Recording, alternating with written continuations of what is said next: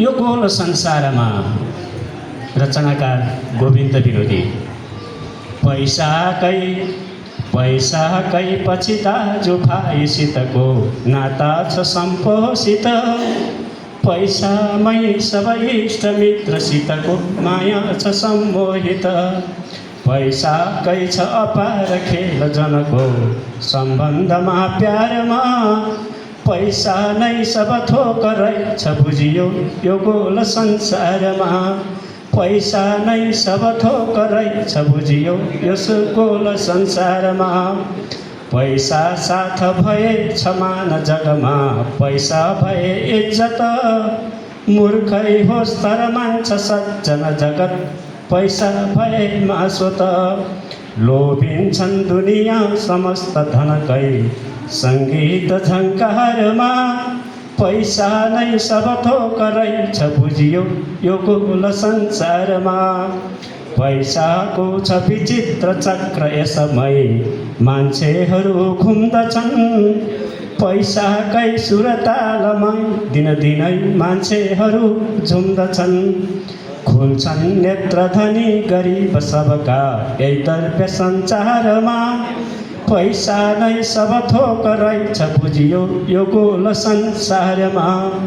पैसा नै सब थोक रहेछ बुझियो यो गोल संसारमा पैसा रूप सुपुष्प हृदयका मौरीहरू फुल्दछन् पैसा रूप सुपुष्पमा हृदयका मौरीहरू फुल्दछन् पैसा साथ भए अनेक सुखका बाटाहरू खुल्दछन् अड्छन् मानिसका समस्त जपना यही वित्तका द्वारमा पैसा नै सब थोक रहेछ बुझियो यो गोल संसारमा पैसा नै सब थोक रहेछ बुझियो यो गोल संसारमा शिक्षामा उपचारमा प्रगतिका आधारमा जन्मेका दिनदेखि मृत्यु तकका सम्पूर्ण संस्कारमा मान्छे तडपिनु पर्छ आखिर सधैँ यही तर्फको मारमा पैसा नै सब थोक रहेछ बुझियो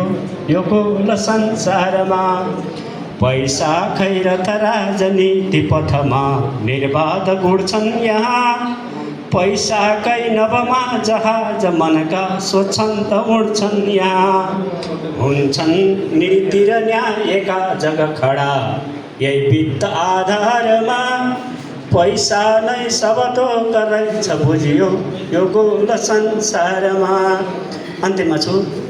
पत्नीको मन हुन्छ नित्य घरमा पैसा हुँदा हर्षित